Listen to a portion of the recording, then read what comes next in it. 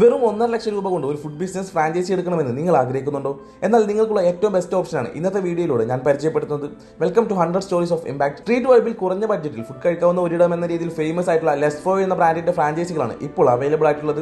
സ്വന്തമായി കണ്ടുപിടിച്ച് തയ്യാറാക്കിയ മസാല കൂട്ടുകളാണ് ലെസ്ഫോ എന്ന ബ്രാൻഡിനെ മറ്റുള്ളവരിൽ നിന്നും വ്യത്യസ്തമാക്കുന്നതും. ഭക്ഷണം കഴിക്കുന്ന കസ്റ്റമേഴ്സിനെ സാറ്റിസ്ഫൈ ചെയ്യാൻ സാധിക്കുന്ന തരത്തിലുള്ള മസാല കൂട്ടുകളുടെ രുചിയാണ് ഇവരുടെ മറ്റൊരു പ്രത്യേകത.